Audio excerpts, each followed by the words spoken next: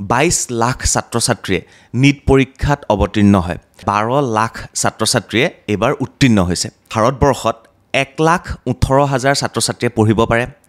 22 লাখ ছাত্ৰ-ছাত্ৰীয়ে অৱতীৰ্ণ হৈছিল উত্তীৰ্ণ হ'ল 12 লাখ ছাত্ৰ-ছাত্ৰী তেতিয়া হলে এই 11 লাখ বা 10 লাখ ছাত্ৰ-ছাত্ৰীয়ে ক'ত পঢ়িব এজন MBBS হ'বৰ কাৰণে কে বছৰ লাগে ইণ্ডিয়াত আৰু কিমান বছৰ লাগে বাহিৰত পঢ়িলে আপোনালোকে ছাত্ৰ-ছাত্ৰীক কোলে পঢ়িবলৈ পঠিয়ায় আৰু আমাৰ অসমৰ ছাত্ৰ-ছাত্ৰী কোন কোন দেশত পঢ়িবলৈ যায় যদি আপুনি BDS কৰিবৰ পইচাত আপুনি MBBS কৰি আহিব পাৰে বাহিৰত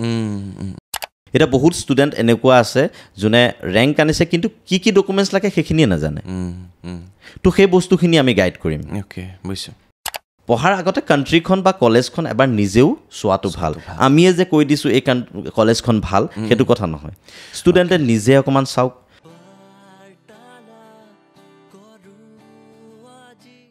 নমস্কাৰ মই চক্ৰপাণী পৰাশৰ চাবলৈ আৰম্ভ কৰিছে বাৰ্তালাপ ছাত্ৰ-ছাত্ৰীৰ বাবে অভিভাৱকৰ বাবে এটা খুব ধুনীয়া আমি ভিডিঅ' লৈ আহিব বিচাৰিছোঁ এইটো এটা ইনফৰ্মেটিভ ভিডিঅ' হ'ব যাতে আমাৰ যিসকল ছাত্ৰ-ছাত্ৰী তেওঁলোকে MBBS পঢ়িব পাৰে ডক্টৰ হৈ ওলাই আহিব পাৰে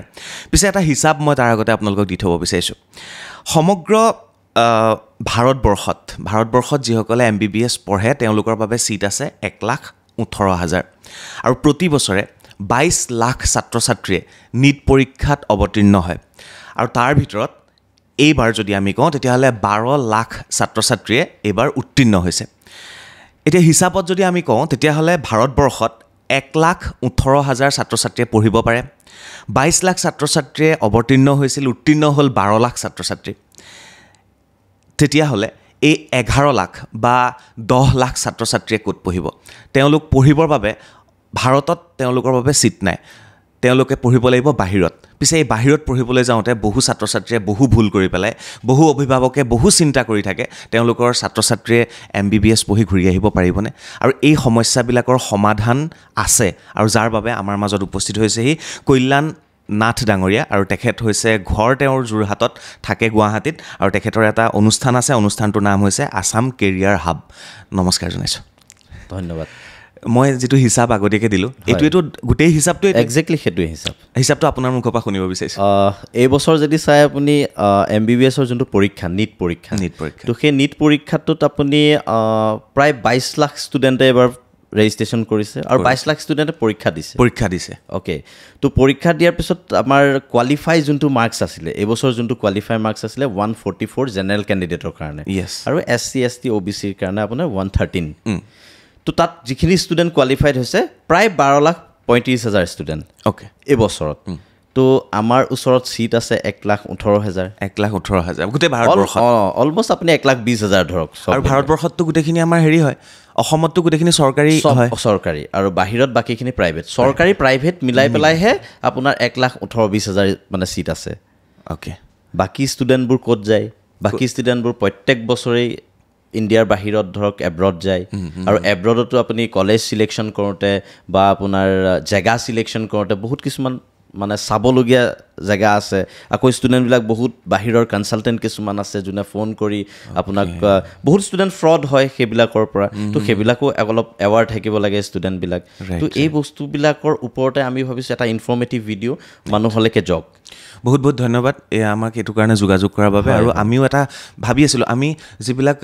নিটৰ কোচিং হয় যিবিলাক কোচিং চেণ্টাৰ আছে তাৰতো ভিডিঅ' আমি প্ৰস্তুত কৰি থাকোঁ প্ৰতি বছৰে হাজাৰ ছাত্ৰ-ছাত্ৰীয়ে নিট পৰীক্ষা দিয়ে তেওঁলোক ওলাই আহি তেওঁলোকে চিটৰ বাবে অসমততো চৰকাৰী যিখিনি চিকিৎসা মহাবিদ্যালয় আছে তাতে তেওঁলোকে পঢ়ে বাকী ছাত্ৰ-ছাত্ৰীয়ে বিপাঙত পৰে ক'ত যাব কি কৰিব চ' এই সমস্যাটো সমাধান দিবৰ বাবে আজি আমি কল্যাণ নাথ ডাঙৰীয়াক মাতি আনিছোঁ তো সমস্যা সমাধান কওক সমাধান হ'ল কি চাওক আপোনাৰ মেইন হ'ল নিটৰ মাৰ্কছৰ ওপৰতে গোটেই বস্তুটো ডিপেণ্ড কৰিব আপোনাৰ নিটৰ মাৰ্কছটো কিমান আহিছে নিটৰ স্ক'ৰৰ ওপৰতে গোটেই বস্তুটো ডিপেণ্ড জাষ্ট কোৱালিফাইড হোৱাৰ পৰা আপুনি আপ টু মানে 470 480 লৈকে যিহেতুকে এইবছৰ 480 মানলৈকে অসমতে পাই যাব এইবছৰ যোনটো আমি এনালাইচিছ কৰিলোঁ বা অলৰেডি মেৰিট লিষ্ট ওলালে অসমৰ তো আপুনি যদি চাই অসমৰ মেৰিট লিষ্ট ওলোৱাৰ পিছত আমি একজেক্ট কাট অফটো আপুনি এনালাইচিছ কৰিব পাৰে আৰু সেইটো আমি চাই পেলাই যিটো দেখিছোঁ যে এইবছৰ অসমত 480 মানলৈকে জেনেৰেল কেণ্ডিডেটে পাই যাব পাৰে যেনেকৈ আমাৰ যোৰহাট মেডিকেল কলেজ গুৱাহাটী ডিব্ৰুগড় এই যোনখন 13খন মেডিকেল কলেজ আছে আৰু হয়তো এইবছৰ এখন আৰু এড হ'ব প্ৰাগজ্যোতিষ মেডিকেল কলেজ তো চিটো কেইটামান বাঢ়িব আৰু এটা মানে কথা বতৰা চলি আছে যে NRI চিটটো এইবছৰ দিব যদি NRI চিটটো দি দিয়ে তো 88টা চিট আকৌ ওলাই গুচি যাব NRI কাৰণে তো সেই NRI চিটটো আকৌ এনেকুৱা ধৰণৰ যে আমাৰ ষ্টুডেণ্টেও পঢ়িব পাৰে NRI চিট যিহেতুকে তেওঁলোকৰ আকৌ ষ্টুডেণ্টজনৰ কোনোবা নহয় কোনোবা বাহিৰত থাকিব লাগিব ধৰক ফৰেনত তেওঁ স্পনচৰ্ড দেখাব লাগিব চিটটো তেওঁ স্পনচৰ কৰিব লাগিব পে'মেণ্টটো কমপ্লিট বাহিৰৰ একাউণ্টৰ পৰা আহিব লাগিব মানে বুজি পাইছে এতিয়া আমাৰ ডাইৰেক্টৰ অফ জেনেৰেল যোনটো মেডিকেল এডুকেশ্যন আছে তেওঁলোকে এতিয়ালৈকে 100% ফাইনেলাইজ হোৱা নাই কিন্তু অলমষ্ট গেজেট নটিফিকেশ্যন ওলাই গৈছে যে মানে NRI চিট এবাৰ দিয়া হ'ব আৰু 7% NRI চিট মানে সংৰক্ষিত হৈ থাকিব সংৰক্ষিত মানে টোটেল চিটৰ 7% উলিয়াই দিছে NRI কাৰণে আৰু যদি আপুনি কেলকুলেট হিচাপে চাই মোটামুটি 80 to 88টা চিটমান আহিব NRI চিটলৈ তো এই চিটখিনি মানুহে কেনেকৈ ল'ব আপুনি জাষ্ট কোৱালিফাইড হৈছে কোৱালিফাইড হোৱাৰ পিছত আপুনি কি কৰিব লাগিব আপোনাৰ কোন ৰিলেশ্যন ব্লাড ৰিলেশ্যনৰ মানুহ বাহিৰত আছে বাহিৰত থাকিলেও নহ'ব তাৰ বাহিৰৰ গ্ৰীণ কাৰ্ড হোল্ডাৰ হ'ব লাগিব পাৰ্মানেণ্ট তাত থকা হ'ব লাগিব ধৰক ইণ্ডিয়াৰ মানুহ কিন্তু বাহিৰত ধৰক আজি কোনোবা ডুবাইত আছে কোনোবা USত আছে কোনোবা কেনেডাত আছে তো এই মানুহখিনিয়ে স্পনচৰ্ড কৰিব সেই ষ্টুডেণ্টটোক অসমৰ ষ্টুডেণ্টটোক তেওঁৰ মোমায়েক বা খুৰাক বা কোনোবা প্ৰবাসী অসমীয়া যোনটো তেওঁ স্পনচৰ্ড কৰিব আৰু সেইটোৱে হ'ল NRI স্পনচৰ চিট সেই চিটটোত আপুনি ল'ব পাৰিব যেনেকৈ আমাৰ গুৱাহাটী মেডিকেল কলেজত ডিব্ৰুগড় মেডিকেল কলেজত শিলচৰ মেডিকেল কলেজত যোৰহাট বা তেজপুৰ এই মেডিকেল কলেজবিলাকত আপুনি পঢ়িব পাৰিব এইটো নতুন তথ্য দিলে ভাল লাগিল এইটো নতুন তথ্য মানে প্ৰথম আমাৰ আহিলে আপোনাৰ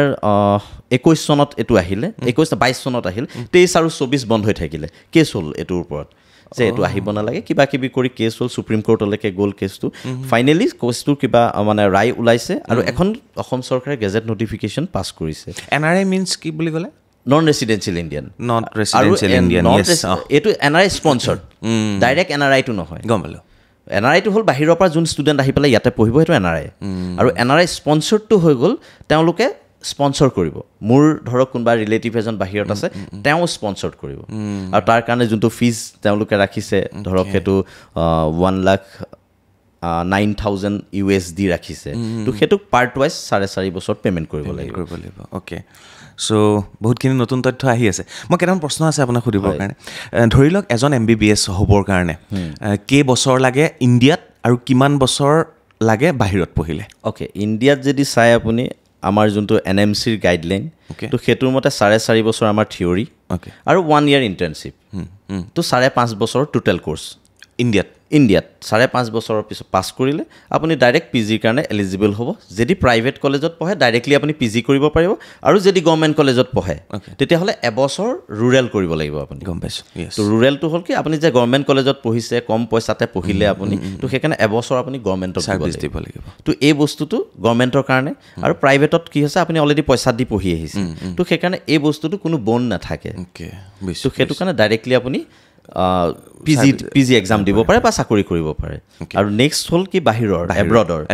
এব্ৰডৰ যদি চাই তাৰ আগতে এটা কথা কৈ থওক এব্ৰড বুলি কোৱাৰ লগে লগে আপোনালোকে ছাত্ৰ ছাত্ৰীক ক'লে পঢ়িবলৈ পঠিয়াই আৰু আমাৰ অসমৰ ছাত্ৰ ছাত্ৰী কোন কোন দেশত পঢ়িবলৈ যায় চাওক আমাৰ ইণ্ডিয়ান ষ্টুডেণ্টৰ প্ৰথম চইচ হৈ গ'ল নেপাল অ'কে যিহেতুকে এব্ৰড বুলিও কওঁ যদি নেপালখন আমাৰ একেবাৰে কাষতে থকা আৰু তাত দুটামান পজিটিভ চাইন এইটো আছে যে আপুনি তাতে ভিজা পাছপৰ্টৰ প্ৰয়োজন নাথাকে ইণ্ডিয়ান ষ্টুডেণ্টৰ কাৰণে তো উইদাউট ভিজা উইদাউট পাছপৰ্ট আপুনি তাতে যাব পাৰে অনলি আধাৰ কাৰ্ডত অ'কে তো তাতে গ'ল আপুনি তাত প্ৰথম হ'ল কি NMCৰ গোটেইখিনি গাইডলাইন ফ'ল' কৰা এখন কাণ্ট্ৰি হৈ গ'ল নেপাল আৰু নেপালত কিন্তু এটাই কথা আমি বহুত চিট আমাৰ গুৰিত নাথাকে প্ৰত্যেকখন কলেজতে 30টা বা 32টা চিটহে আমাৰ ইণ্ডিয়ান ষ্টুডেণ্টৰ কাৰণে থাকে বাকীখিনি সিহঁতৰ ষ্টুডেণ্টক দিয়া হয় আৰু সেইকাৰণে সেই ষ্টুডেণ্টবিলাক ফিল হ'বলৈ নেপালৰ যোনটো 570টা বা 80টা চিট আমি দিব পাৰোঁ তো সেই চিটকেইটা ফুল হ'বলৈ যথেষ্ট টাইম নালাগে যিহেতুকে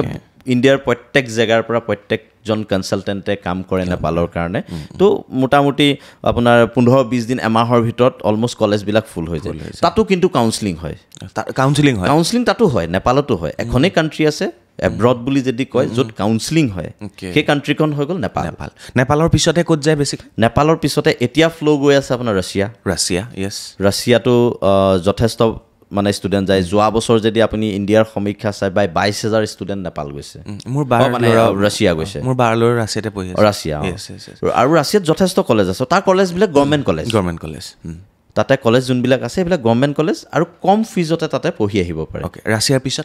ৰাছিয়াৰ পিছত আপুনি আগতেতো আমাৰ ইউক্ৰেইন আছিলে ইউক্ৰেইন এতিয়া স্পইল হৈ গ'ল তো স্পইল হোৱাৰ পিছতে কেইবাখনো নতুন নতুন কাণ্ট্ৰি উঠি আহিলে যেনেকৈ উজবেকিস্তান কাজাকিস্তান কিৰ্গিস্তান তাৰপিছত নতুনকৈ আকৌ যোৱা বছৰৰ পৰা আৰু এখন কাণ্ট্ৰি মানে আহিছে সেইখন হ'ল ভিয়েটনাম তো এই কাণ্ট্ৰিবিলাকতো আপোনালোক যাব পাৰে অ'কে ইয়াৰ পিছতে প্ৰশ্নটোৰ সংগতি এটা আছিলে ভাৰতত ইমানখিনি খৰচ হয় ভাৰতৰ বাহিৰত খৰচটো কম হয় নে বেছি হয় ভাৰতৰ বাহিৰত কম হয় ইণ্ডিয়াৰ তুলনাততো যথেষ্ট কম হয় ইণ্ডিয়াত আপুনি সিমানটোত যদি আপুনি BDS কৰিবৰ পইচাত আপুনি MBBS কৰি আহিব পাৰে বাহিৰত মানে ইণ্ডিয়াত যিটো পইচা আপোনাক BDS কৰিবলৈ লাগে ডেণ্টেল পঢ়িবলৈ সেইটো পইচাত আপুনি বাহিৰতে MBBS কৰি আহিব পাৰে এতিয়া আপুনি যদি ৰাছিয়া আপোনাৰ বিল' 30 lakhsত ইনক্লুডিং হোষ্টেল এণ্ড এভৰিথিং হৈ যায় আপোনাৰ তাতে খোৱা বোৱা থকা মেলা চব আপোনাৰ 6 বছৰত তাকো গোটেই পে'মেণ্টটো আপুনি 6 বছৰত ক্লিয়াৰ কৰিব লাগে সেইটো ইনষ্টলমেণ্টত 6 yearsৰ ইনষ্টলমেণ্ট পাব আৰু বাহিৰত কিন্তু টাইমটো বেছি সেই টাইমটো যোনটো কথা কৈছিলে যে বাহিৰত কেইবছৰ বাহিৰত আপুনি টোটেল 6 years পঢ়িব লাগিব নেপালক বাদ দি পেলাই আপুনি যদি বাহিৰৰ বাকীকেইখন এব্ৰডৰ কাণ্ট্ৰি চাই তাতে 6 বছৰ নেপাল এনেকুৱা এখন কাণ্ট্ৰি য'ত ইণ্ডিয়াৰ সমানে একেটাই 5.5 বছৰ অ'কে মোক এটা কথা কওক যিখিনি আমাৰ অসমৰ চৰকাৰী হস্পিটেল আছে তাত কিমানমান খৰচ হয় তেওঁলোকৰ একোতো খৰচ নাই একো খৰচ নাই খোৱা থকাৰ নামত কিবা এটা তেওঁলোকৰ হোষ্টেলৰ নামত লয় আৰু মোটামুটি 1.5-2 লাখ মান টকাততো তেওঁলোকৰ MBBS কমপ্লিট হৈ যায় মানে ল'ৰাৰ পকেট মানি দি মেলি সেইটো এটা ভাগ্য লাগিব আৰু মেইনলি মানে মেৰিটিয়াছ ষ্টুডেণ্ট ইয়াতে কোনো বেলেগ অংকই নাই আজিকালিতো একেবাৰে সব ডিসপ্লে হয় আপুনি কোনো বেলেগ দৌৰ নাই যে আপুনি তাতে MBBS সোমাব পাৰে বহুত মানুহে এইবিলাক কথা কয় যে আপোনাক মই ইমান মাৰ্কস পাইছে ন আপোনাক এটু কোটাত মই অসমতে কৰাই দিম কিন্তু কোনো কোটা নাই ইয়াতে কোনো সম্ভৱ নহয় আমাৰ যিকিটা কোটা আছে হেগিটাই কোটা যেনেকৈ আমাৰ সংৰক্ষিত যিখিনি কোটা আছে SC ST OBC খিনি আছে তাৰ লগতে আমাৰ ৰাজবংশীয় কোটা বা আমাৰ যিখিনি জনজাতীয় কোটাখিনি আছে তাৰ বাহিৰে ইয়াত বেলেগ কোনো কোটা নাই তো সেইকাৰণে আপুনি হেতুৰ মানে হেৰিয়াত নপৰিব যাতে ষ্টুডেণ্টবিলাক যে কোনোবাই যদি কয় বোলে জেনেৰেলৰ কেণ্ডিডেট মই আমুক মাৰ্কছত আপোনাক কৰাই দিব পাৰিম সেইটো সম্ভৱ নহয় ঠগ খোৱাৰ পৰা বাচি মই এবাৰ কেইবাজনো MBBS পঢ়ি থকা ছাত্ৰ ছাত্ৰীক মাতি আনি ইয়াত পডকাষ্ট কৰিছোঁ গুৱাহাটী বিশ্ববিদ্যালয়ৰ বা গুৱাহাটী চিকিৎসা মহাবিদ্যালয় তেওঁলোকে এইবিলাক কথা কৈছে কোনো ইয়াত হেৰি নাথাকে আৰু ডিছপ্লে হয় আপোনাৰ আগৰ মাৰ্কছটো কোনে পাইছে আপুনি চাব পাৰিব আৰু সেই লিষ্টখন প্ৰত্যেকটো ৰাউণ্ডৰ পিছতে পাব্লিছ কৰিব লাগে 4টা ৰাউণ্ড যেতিয়া কাউন্সেলিং হয় ফাৰ্ষ্ট ৰাউণ্ডৰ পিছত পাব্লিছ হ'ল কিমান সিট এলট হ'ল কিমান সিট খালী আছে সেকেন্ড ৰাউণ্ড যেতিয়া আপোনাৰ এলট হ'ল কিমান ষ্টুডেণ্টে পালে কিমান ষ্টুডেণ্টে পোৱা নাই গোটেই সিট আপুনি দেখাব লাগিব তো তাৰ পিছত আপুনি কেনেকৈ তাত আপুনি খুমুৱাই দিব বেলেগ এটা মাৰ্কছৰ বা একেবাৰে ল' মাৰ্কছৰ ল'ৰা এটা যোনটো কাট অফ আহিব সেইটো কাট অফতে ষ্টুডেণ্টে পাব অ'কে না ডাঙৰীয়া এতিয়া কথা হ'ল বাকীখিনিতো আমাৰ চৰকাৰী স্কুলত আহি গ'ল মেৰিটিয়াছখিনি যিখিনি নাম্বাৰ বেছিকৈ পাইছে এতিয়া এইটো এটা কথা যে বাহিৰত পঢ়িবলৈ গ'লে এটা বিশাল ধন টকা পইচাৰ কথা আছে 30 লাখটো আপুনি কৈছেই তাতকৈ বেছিও হ'ব পাৰে তো গোটেই মেনেজমেণ্টটো ঠগ খোৱাৰ পৰা আৰম্ভ কৰি আপোনালোকে কি কৰে একচুৱেলি মানে আছাম কেৰিয়াৰ হাবে কি কৰে আৰু আছাম কেৰিয়াৰ হাবৰ জন্ম কেনেকৈ হ'ল কি ভাবি আপুনি এইটোৰ আৰম্ভ কৰিলে সেইখিনি কৈ দিব একচুৱেলি আমাৰ যোনটো কোম্পানী আছাম কেৰিয়াৰ হাব আমি ষ্টাৰ্ট কৰিছিলোঁ যোৰহাটৰ পৰা হয় আৰু তাৰ আগতে একচুৱেলি আমি কৰি আছিলোঁ বেলেগৰ লগত কৰি আছিলোঁ বেলেগ কোম্পানীৰ আণ্ডাৰত কৰি আছিলোঁ মই একচুৱেলি বেংগলোৰৰ পৰাই এই ফিল্ডখনত অহা তো মই যেতিয়া ডিগ্ৰী কৰিবলৈ গ'লোঁ তাতে পঢ়াৰ পিছতে মই এই কামটোত মই শিকিলোঁ যে আমাৰ ছিনিয়ৰ কিছুমানে কৰি আছিলে তাৰপিছত দেখিলোঁ তেওঁলোকে অফিচ এষ্টাব্লিছ কৰি তাত ধুনীয়া কাম কৰি আছে আৰু বহুত ষ্টুডেণ্টক তেওঁলোকে ভাল পথ দেখুৱাই আছে তাৰপিছত দেখিলোঁ যে এই কামটো আমি কিয় কৰিব নোৱাৰোঁ আৰু আমাৰ অসমত এইটো ওপৰত কম্পিটিশ্যন তেনেকৈ নাই আৰু মানুহে বহুত গাঁৱৰ মানুহে গম নাপায় যে এনেকৈও বাহিৰত ইউনিভাৰ্চিটি আছে এনেকুৱা পঢ়িব পাৰি এই বস্তুবিলাক আমি যিহেতুকে তেতিয়া পেপাৰত এড চাই পেলাই বেংগলোৰত গৈছিলোঁ 2006-07 কথা মই কৈ আছোঁ তেতিয়া তাৰ পিছৰ পৰাতো এতিয়াতো বহুত উন্নত হ'ল এতিয়া মোবাইলতে চববিলাক পাব পৰা হ'ল তাৰপিছত লাহে লাহে আমি সেইবিলাক ভাবি আমি 2017 চনত এটা কোম্পানী ষ্টাৰ্ট কৰিলোঁ যোৰহাটত আমি দুজন লগৰ মিলি পেলাই এটা কোম্পানী ষ্টাৰ্ট কৰিলোঁ তাৰপিছত সেই কোম্পানীটো গ্ৰ' কৰি পেলাই আজি গুৱাহাটী আৰু বেংগলোৰত আমাৰ অফিচ আছে গুৱাহাটী অফিচটো মই নিজে চাওঁ আৰু বেংগলোৰৰ অফিচটো মোৰ লগৰজনে চায় তো সেই তেনেকৈ ষ্টাৰ্টিং তাৰপিছত আমি কি কৰোঁ আপোনাক কি মানে সহায় কৰোঁ ষ্টুডেণ্টক আমি কাউন্সেলিঙৰ প্ৰত্যেকটো কাউন্সেলিঙৰ গাইডেন্স প্ৰভাইড কৰোঁ যে আপুনি মেডিকেল পাছ কৰিছে পাছ কৰাৰ পিছত ধৰক আপুনি ৰেংক আনিছে এতিয়া বহুত ষ্টুডেণ্ট এনেকুৱা আছে যোনে ৰেংক আনিছে কিন্তু কি ডকুমেণ্টছ লাগে সেইখিনিয়ে নাজানে তো সেই বস্তুখিনি আমি গাইড কৰিম গাইড কৰিম কোনোবাই আমাৰ অফিচত আহিবলৈ আমাৰ পেইড ছাৰ্ভিচ লওঁ সেইটোও ল'ব পাৰে এনেকুৱা নহয় যে আমি গাইড কৰিলেই আমাক পইচা দিব লাগে আপুনি অভাৰ টেলিফোন আমাৰ পৰা গাইডেন্স ল'ব পাৰে তাত কোনো পইচা নালাগে আমি ডাইৰেক্ট ফোনতো গাইড কৰোঁ যে এইকেইটা ডকুমেণ্টছ লাগে আপোনাৰ গুৰিত যদি নাই মই পঠাই দিছোঁ এইকেইটা উলিয়াই ল'ব আপুনি তো সেই তেনেকুৱা ধৰণৰ গাইডেন্স এতিয়া মোক যোৱা 2-3টা মাহৰ পৰা বহুত ষ্টুডেণ্টে ফোন কৰে যে আমিতো পাছ কৰিলোঁ আমি নাজানো এতিয়া কি ষ্টুডেণ্ট মানে ডকুমেণ্টছ উলিয়াব লাগে তো সেই ডকুমেণ্টছবিলাক আমি গাইড কৰোঁ তাৰপিছত আমি এডমিশ্যন প্ৰচেছ যোনটো আছে আপুনি এব্ৰডত ডাইৰেক্টলি আপুনি এডমিশ্যন ল'ব নোৱাৰে তো এব্ৰডত কি হয় আমাৰ কিছুমান ইউনিভাৰ্চিটিৰ লগত টাই আপ থাকে তো টাই আপ থকা মানে কি ৰাছিয়াৰ আমি ধৰক 6-7খন ইউনিভাৰ্চিটিৰ লগত টাই আপ আছে য'ত আমি এডমিশ্যন ডাইৰেক্টলি কৰাব পাৰোঁ তো তাতে কি হয় তেওঁলোকে প্ৰথম আহি ডকুমেণ্টেশ্যন কৰিলে ডকুমেণ্টেশ্যন কৰাৰ পিছতে আমি উইদিন 1 ডে আমি তেওঁলোকক অফাৰ লেটাৰ উলিয়াই দিম নেক্সট আহিব পে'মেণ্টৰ কথা প্ৰথম অফাৰ লেটাৰ আমি উলিয়াই দিম তাৰপিছতহে পে'মেণ্টৰ কথা আহে প্ৰথমে আমি পে'মেণ্ট লৈ লওঁ যে কনফাৰ্মেশ্যন দিম যে আপোনাৰ অলৰেডি ডকুমেণ্টছ গৈ পেলাই ইউনিভাৰ্চিটি পাইছে ইউনিভাৰ্চিটিয়ে আপোনাক অফাৰ লেটাৰ পঠাইছে তাৰপিছতহে আপুনি পে'মেণ্ট যাব পাৰিব আৰু নেপালত হ'লে কি হয় নেপালত আপুনি ষ্টাৰ্টিঙতে বুকিং কৰক বুকিং কৰাৰ লগে লগে আপোনাক উইদিন 1 ডে আমি প্ৰভিজনেল এডমিশ্যন লেটাৰ দি দিম নেক্সট আপোনাক তাতে এটা কাউন্সেলিং প্ৰচেছ আছে নেপালত যেনেকৈ তাত আমাৰ যেনেকৈ MCC আমাৰ যেনেকৈ DME এইবিলাকত ফৰ্ম ফিল আপ কৰিব লাগে তাত MEC বুলি আছে তো MECত ফৰ্ম ফিল আপ কৰিব লাগে ৰেজিষ্ট্ৰেশ্যন কৰিলোঁ তাৰপিছত আমাক এটা দিন মাতিব কাঠমাণ্ডুলৈকে যিমান ষ্টুডেণ্ট আছে চব যাব লাগিব যিমানে ফৰ্ম ফিল আপ কৰিছে তেওঁলোকক মাতিব তালৈকে আপোনাৰ এজেঞ্চি যদি কৰে আপুনি কৰি দিওঁ আমি তাত হোটেললৈকে বুক কৰি থওঁ তাৰপিছত হোটেলৰ পৰা MECলৈ যোৱা গাড়ীলৈকে আমাৰ তাত ব্যৱস্থা থাকে ষ্টুডেণ্টটো ইয়াৰ পৰা গ'লেই হ'ল আমাৰ লগত মানুহ যাব আৰু সৰহকৈ ষ্টুডেণ্ট হ'লে মই নিজে যাওঁ আৰু তাত গোটেইখিনি মই গাইড কৰি তেওঁলোকক কাউন্সেলিং কৰাই allotment letter final allotment letter তাতে দিয়াওঁ আমি যে আপোনাৰ এইখন কলেজত এলটমেণ্ট হ'ল আফটাৰ এলটমেণ্ট আপুনি পে'মেণ্টৰ কথা আহে আগতীয়াকৈ ক'তো পে'মেণ্ট কৰিব নালাগে খালি আপুনি কলেজ একাউণ্টত আপুনি এটা পইচা দি দিয়ক অফাৰ লেটাৰ পাই যাব আৰু তাৰপিছত গৈ পেলাই আপুনি কাউন্সেলিং এটেণ্ড কৰক একদম ক্লিন তাতে কোনো হিডেন একো বস্তু নাথাকে তাৰপিছত ইণ্ডিয়াৰ কিছুমান কাউন্সেলিং আছে ইণ্ডিয়াৰ কাউন্সেলিং কথা কৈছোঁ মই যিহেতুকে প্ৰাইভেটত যেতিয়া যায় আপুনি গভৰ্ণমেণ্টততো চব ষ্টুডেণ্টে নাপায় বাকী ষ্টুডেণ্টবিলাক ক'ত যায় বাকী 1,18,000 ভিতৰত আমাৰ প্ৰাইভেটৰ গোটেই সোপাও চিট সোমাই আছে মোটামুটি 70,000 ফিজ মানে চিট আমাৰ প্ৰাইভেটত আছে 55,000 চিট আমাৰ গভৰ্ণমেণ্টত আছে তো সেই 70,000 চিট যেতিয়া ফিল কৰিব লাগে তো তাতে কেইবাটাও কেটেগৰীত আছে যেনেকৈ আপোনাৰ প্ৰত্যেক ষ্টেটৰে নিজৰ কাউন্সেলিং প্ৰচিডিঅ'ৰ আছে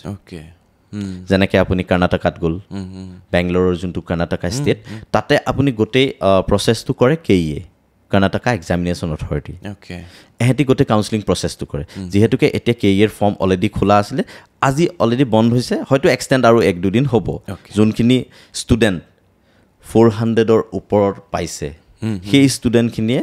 এইবাৰ কৰ্ণাটকাৰ ফৰ্ম যদি ভৰাই চান্সেছ থাকে তাত কাউন্সেলিং চিট ল'বৰ কাৰণে আৰু তাৰ কাউন্সেলিং চিটটোৰ ফিজ যথেষ্ট কম মানে ইণ্ডিয়াত যদি চাই আপুনি কেইটামান ষ্টেটত কম থাকে ফিজ যেনেকৈ কৰ্ণাটকাত যদি চাই তাতে ফিক্স এটাই ফিজ আছে 12,08,000 টকা 12,08,000 টকা এইটো ফিক্স কৰিছে KEA এইটো কৰ্ণাটকা এক্সামিনেশ্যন অথৰিটিয়ে কোৱা ফিজ আৰু সেইটো ফিজ কলেজে ফিক্স নকৰে তেওঁলোকে ঠিক কৰে এইটো ফিজ এই ফিজটোৰ কাৰণে এই বছৰ আমি যিটো ভাবিছোঁ যে 420-25ৰ ওপৰত যোনখিনি ষ্টুডেণ্ট আছে তেওঁলোকে এপ্লাই কৰিলে এইবাৰ তাত এই চিটটো ল'ব পাৰিব আৰু যিখিনি ষ্টুডেণ্ট তাৰ তলত আছে ধৰক 300ৰ পৰা 250ৰ ভিতৰত ষ্টুডেণ্ট আছে তো সেই ষ্টুডেণ্টখিনিয়ে আপুনি UP বিহাৰ এই ষ্টেটবিলাক অপেন ষ্টেট ইয়াতে যিকোনো জেগাৰ পৰা ষ্টুডেণ্ট গৈ পেলাই এপ্লাই কৰিব পাৰে তো সেই তাত গৈ পেলাই সেই বস্তুবোৰ এপ্লাই কৰিব লাগে তাত গৈ পেলাই কাউন্সেলিঙত এটেম্প কৰিব লাগে কাউন্সেলিং প্ৰচিডিঅ'ৰ কেনেকৈ হয় আমাক ফোন কৰিলে আমি গোটেইখিনি জনাই দিম আমাৰ অফিচ ভিজিট কৰিব পাৰে প্ৰত্যেকটো বস্তু তেওঁলোকে ক্ৰিষ্টেল ক্লিয়াৰ হৈ বুজি যাব প্ৰতি বছৰে কিমান ছাত্ৰ ছাত্ৰী বাহিৰত পঢ়িবলৈ গৈ আছে এব্ৰড এব্ৰড যদি চাই আপুনি এইকেইখন কাণ্ট্ৰিত মোটামুটি আপুনি 1 লাখৰ ওচৰা-ওচৰি ষ্টুডেণ্ট যায় মিনিমাম মানে 70,000 to 80,000 ষ্টুডেণ্ট বাহিৰত প্ৰত্যেক বছৰে গৈ আছে প্ৰত্যেক বছৰে আৰু তেওঁলোক 4-5 বছৰৰ পিছত আকৌ ইণ্ডিয়াত আহি আছে ইণ্ডিয়া আহি আছে ইণ্ডিয়ালৈ ঘূৰি আহে বহুতে তাতে কাম কৰে বহুতেতো কৰে কিন্তু ইণ্ডিয়াত ঘূৰি আহে আৰু বহুত নাহে এইটো কাৰণে ইয়াতে আহিলে আকৌ এক্সাম দিব লাগিব এক্সাম সেইটোৱে মই সুধিব বিচাৰিছিলোঁ সেইটো এক্সাম ইণ্ডিয়া গভৰ্ণমেণ্টৰ সেইটো একদম ইম্পৰ্টেণ্ট এক্সাম এটা যিটো আপুনি যদি এব্ৰডত নেপালতে কৰক লাগে ৰাছিয়াতে কৰক উজবেকিস্তান কৰক কাজাকিস্তান কৰক কিৰ্গিস্তান কৰক এনি এব্ৰড নেপালত কৰিলে কৰিব দিব য়েছ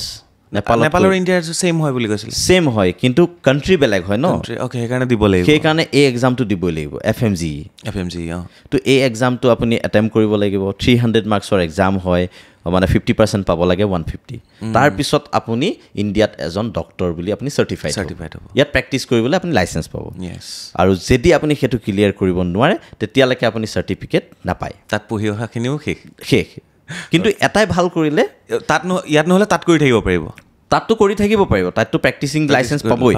কিন্তু ইয়াতে এটা কাম কৰিলে যে এই FMGটোৰ আনলিমিটেড এটেম্প কৰি দিলে হয়তো কৰি দিব পাৰিব আগতে আছিলে 3-4টা এটেম্প কৰাৰ পিছত আপুনি FMG দিব নোৱাৰে ধৰক কিন্তু এতিয়া কি কৰিলে যে আপুনি বছৰেকত দুবাৰকৈ আৰু আপুনি যিমান মন যায় সিমান এটেম্প দি থাকিব পাৰে তো এতিয়া কি হয় সেইকাৰণে এব্ৰড যোৱাটো ফ্ল'টো বাঢ়ি গ'ল যে 1 বছৰ লষ্ট হ'লেও এটলিষ্ট এদিন নহয় এদিনটো মই FMGটো ক্লিয়াৰ কৰিম তো সেই বস্তুটো আছে কাৰণে সেই মানে ষ্টুডেণ্ট যোৱাটো ফ্ল'টো বাঢ়ি গৈছে অ'কে এতিয়া কথা হ'ল অভিভাৱকে খুব টেনশ্যন লৈ থাকে কাৰণ ল'ৰাটো বাহিৰত থাকিব ছোৱালীজনী বাহিৰত থাকিব তেওঁলোকৰ বয়সো কম হৈ থাকিব তাতে আকৌ ভয় এইটোও থাকে যে সেইসমূহ অকণমান মুছলমান দেশ সেইটো এটা ভয় থাকে যুদ্ধ বিগ্ৰহ হৈ থকাৰ দেশ সেইটোত আপোনালোকে কেনেকৈ মানে অভিভাৱকক চম্ভালে আমাৰ ষ্টুডেণ্টটো আমি অকল এডমিশ্যন কৰোৱাই নহয় 6 years সেই ষ্টুডেণ্টটোক গাইড আমি কৰিম যে কিবা এটা সৰু প্ৰব্লেম হৈছে কিবা এটা ডাঙৰ প্ৰব্লেম হৈছে আপুনি আমাৰ লগত কণ্টেক্ট কৰক আমাৰ তাত যোন মানুহ আছে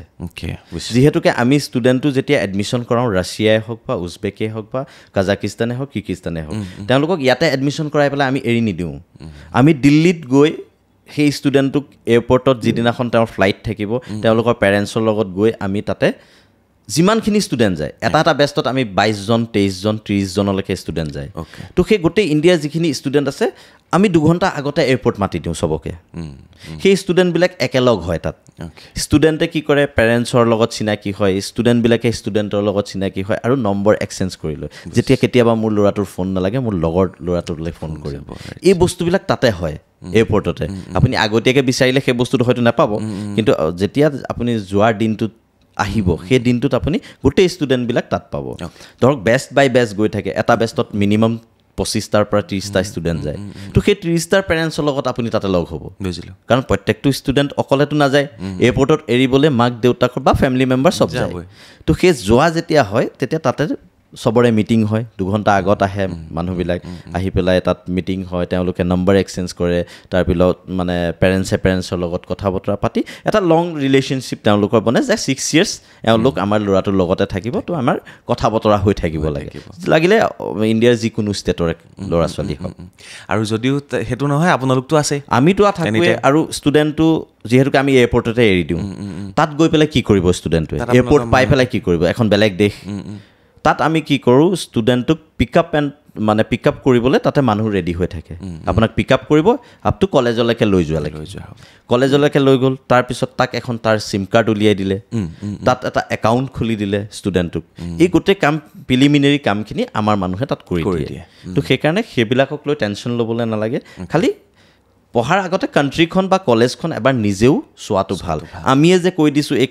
কলেজখন ভাল সেইটো কথা নহয় ষ্টুডেণ্টে নিজে অকণমান চাওক কোনোবা আগৰ প্ৰিভিয়াছ ষ্টুডেণ্ট পঢ়ি আছে নেকি তাক বিচাৰক আমাক যে আপোনালোকে আগতে কাক পঠাইছে ইয়াৰ পৰা তাৰ লগত এবাৰ কথা পতাওক বা সেই ষ্টুডেণ্টটো তাত পঢ়ি আছে যদি সেই কলেজখনৰ পৰা ৰিভিউ লওক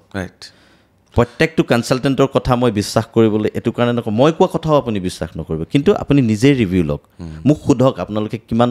কাম কৰাইছে, ক'ৰ ষ্টুডেণ্টক মই সুধিয়ে পেলাওঁ তেতিয়াহ'লে আজিলৈকে কিমান ষ্টুডেণ্ট গ'ল বাহিৰলৈ, কিমান পঠিয়াইছে আপোনালোকৰ জৰিয়তে? আমি যোৱা বছৰে আপোনাৰ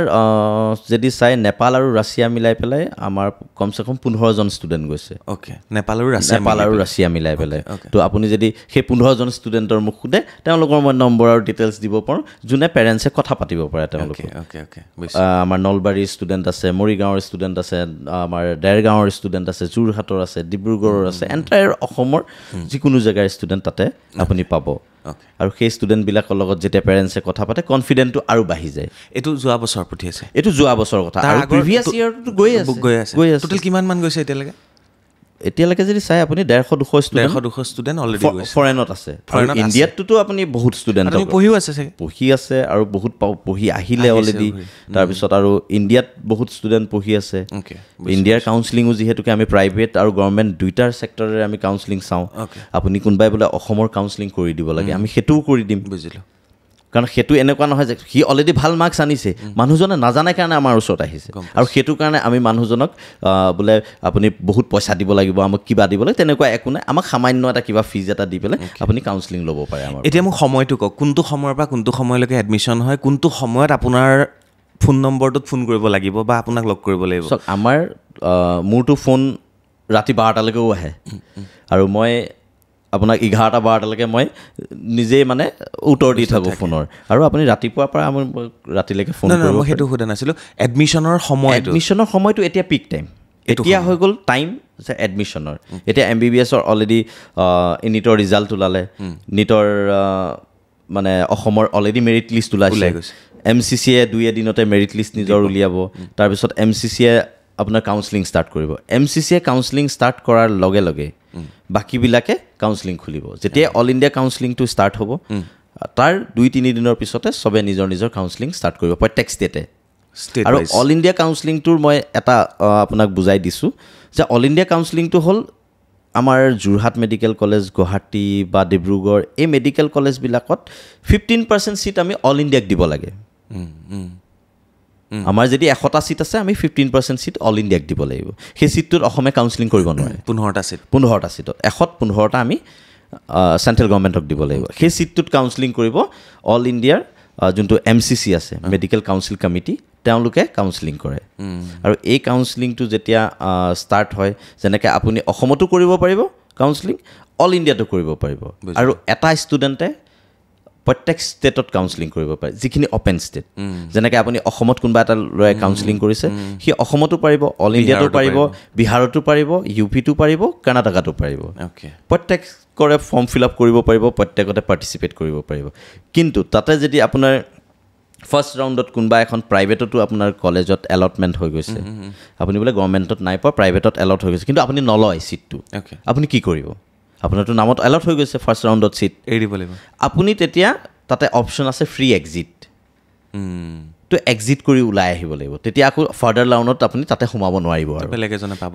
সেই ছিটটো আপুনি এৰি পেলাই আহিব, সেই ছিটটো গুচি যাব ছেকেণ্ড ৰাউণ্ডৰ কাৰণে। সেইটো ছেকেণ্ড ৰাউণ্ডলৈ যাব, যিহেতুকে 4টা ৰাউণ্ড কাউন্সিলিং হয়। তো 4টা ৰাউণ্ডত আপুনি প্ৰথম ৰাউণ্ডত এক্সিট কৰিব পাৰিব, ছেকেণ্ড ৰাউণ্ডত পাৰিব, ছেকেণ্ড ৰাউণ্ডতো টাইম দিব, টাইমৰ ভিতৰত আপুনি এক্সিট হৈ ওলাই আহিব। কিন্তু লাষ্ট ৰাউণ্ডত যদি আপোনাৰ ছিট এলটমেণ্ট হ'ল আৰু আপুনি যদি নল'লে, তেতিয়াহ'লে আপুনি পূৰা পইচা দিব লাগিব। পইচাটো দিবই লাগিব। নেক্সট ইয়েৰ নিটৰ কাৰণেও আপুনি এলিজিবল হৈ নাথাকে, আকৌ নিট দিব লাগিব। আকৌ নিট দিবই নোৱাৰিব, নিট দিবই নোৱাৰিব সি। নেক্সট ইয়েৰ নিট দিব নোৱাৰিব, প্লাছ পেনাল্টি লাগিব, কাৰণ সি নিজৰটোতো খালে, বেলেগ এটাৰো খালে, আৰু 5 বছৰলৈ সেই ছিটটো তেনেকৈ থাকিব। কাৰণ সেইটো ছিটৰ কাৰণে আৰু কাউন্সিলিং খুলিব নোৱাৰে। হয়, এনেকুৱা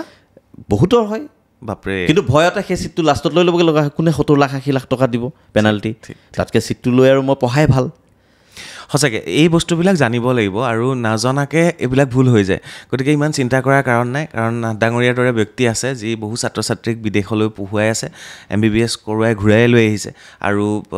যদি কিবা ডাউট থাকে, তেখেতৰ নম্বৰ থাকিব, টাইটেলত থাকিব, ডেছক্ৰিপশ্যনত থাকিব, তেওঁলোকক ফোন কৰি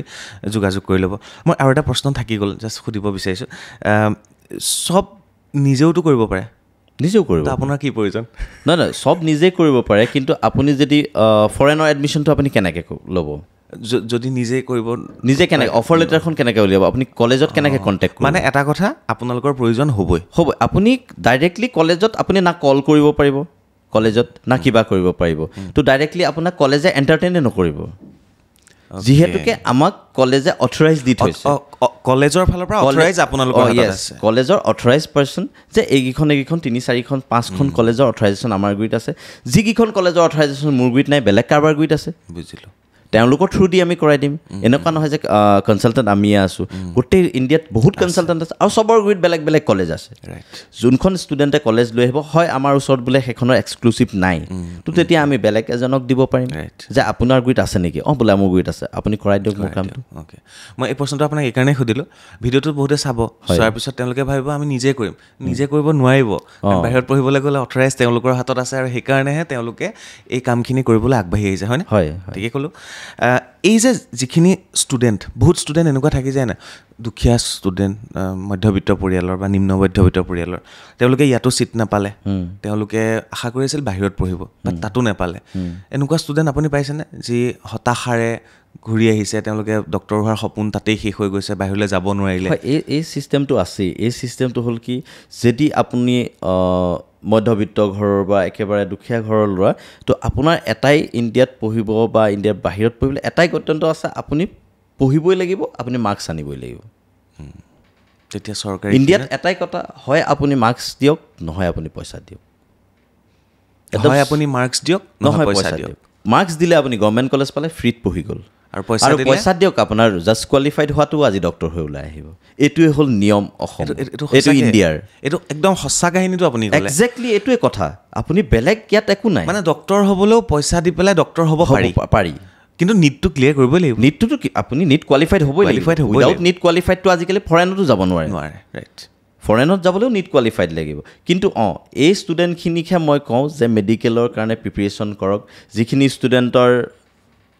ধৰক পঢ়াত যথেষ্ট ভাল বোলে নিটৰ পিছতে বহুত ষ্টুডেণ্ট এনেকুৱা হয় 3-4 বছৰ বৰবাদ কৰি দিয়ে মোৰ গুৰিত এনেকুৱাও ষ্টুডেণ্ট আহিছে 5th এটেম্প দি পেলাই আহিছে 5th এটেম্প দিও গভৰ্ণমেণ্টত নাপাই পেলাই প্ৰাইভেটত ল'বলৈ আহিছে তো তাৰপিছত আপুনি কি ক'ব সেইটোত 5 বছৰ অলৰেডি লছ কৰিলে তেওঁৰ লগৰ ষ্টুডেণ্ট MBBS হৈ ওলাই আহিছে তেওঁ কিন্তু সোমাইছে নিট ক্লিয়াৰ কৰা ল'ৰা ছোৱালীও নিট ক্লিয়াৰ কৰিছে ৰেংক আনিব পৰা নাই ভাবিছে নেক্সট ইয়েৰ বেটাৰ হ'ব নেক্সট ইয়েৰ বেটাৰ হ'ব কওঁতে 5টা এটেম্প দিয়া মই ষ্টুডেণ্ট পাইছোঁ আৰু 5টা এটেম্প দিওঁ কিন্তু লাষ্টত প্ৰাইভেট কলেজত পঢ়িব লগা হৈছে তো সেইকাৰণে মই ভাবোঁ ফাৰ্ষ্ট এটেম্প দিয়ক ছেকেণ্ড এটেম্প দিয়ক ডিচিশ্যন লওক ৰাইট একদম সঁচা কথা কৈছে বেছি সময় লৈ থাকিও লাভ নাই ডক্টৰ হৈ ওলাই আহিব লাগিব না ডাঙৰীয়াই কৈছে মেৰিট বেচিছত ভাল মাৰ্কছ লৈ আহক চৰকাৰী স্কুলত পঢ়ক আৰু যদি মাৰ্কছ আনিব পৰা নাই পইচা দিয়ক বিদেশত পঢ়ক ডক্টৰ হৈ ঘূৰি আহক একদম নিট এণ্ড ক্লিন আৰু একদম নিট এণ্ড ক্লিন আপোনাৰ তাত কোনো বাধা নাই আৰু কোনো শক্তিয়ে আপোনাক ৰখাব নোৱাৰে ডক্টৰ হোৱাৰ পৰা আপুনি খালি পঢ়িবতো ইয়াতো লাগিব ফৰেনতো লাগিব য'তে নপঢ়ক কাৰণ ফৰেনত পঢ়াত আপোনাৰ কিছুমান আমাৰ ইণ্ডিয়া আৰু ফৰেনৰ যোনটো ডিফাৰেঞ্চ এটাই দিব বিচাৰিম যে আপোনাৰ ফৰেনত কিছুমান এতিয়া ধৰক আমি ৰাছিয়া গুচি গৈছে আপুনি ৰাছিয়া হ'ল একেবাৰে ক'ল্ডেষ্ট কাণ্ট্ৰি ঠাণ্ডা তাত মানে গৰম মানে -5 আৰু ঠাণ্ডা মানে -30 মানলৈকে যায়গৈ তো তাতে কি হয় আমাৰ ইয়াৰ ডিজিজবিলাকৰ লগত তাৰ ডিজিজবিলাক নিমিলে যেনেকৈ আমাৰ ইয়াত যোনটো ভাইৰেল ফিভাৰ পাব তাত সেইটো নাপায় তো ষ্টুডেণ্টবিলাকৰ কি হয় তাত শিকিবলৈ অকণমান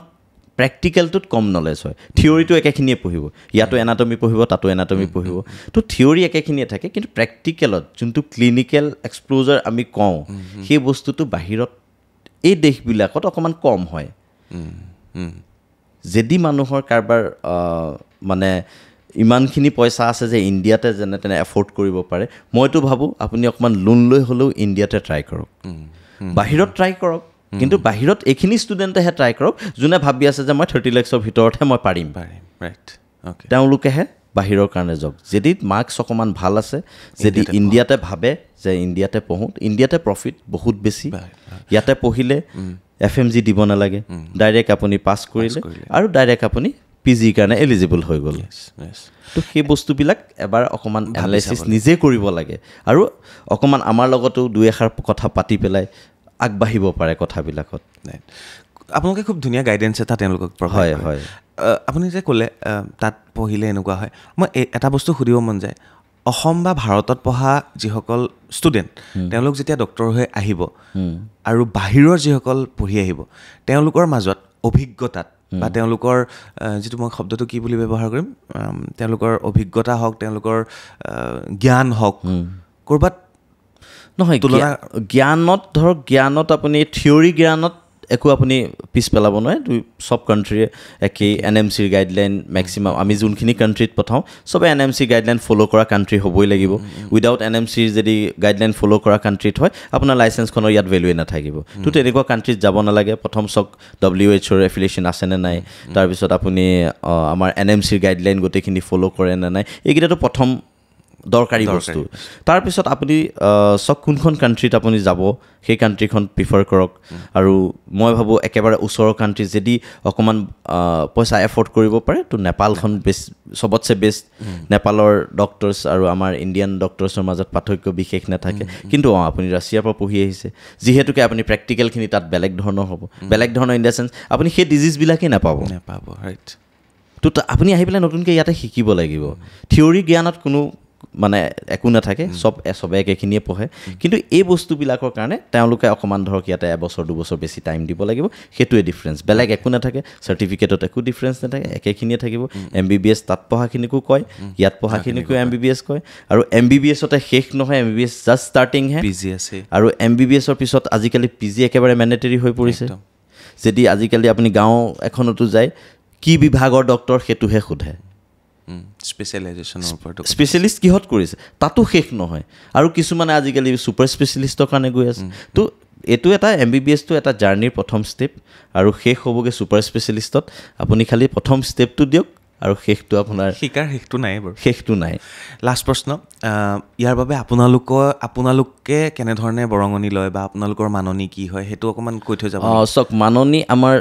চববিলাকক লৈ বেলেগ বেলেগ যেনেকৈ আপুনি গভৰ্ণমেণ্টৰ কলেজৰ কাৰণে মই ক'লোৱে আপোনাক কোনোবা আহিছে আমাৰ পৰা জাষ্ট তেওঁ অলৰেডি মাৰ্কছ আনিছে তেওঁ যিহেতুকে নাজানে কাউন্সেলিং কৰিব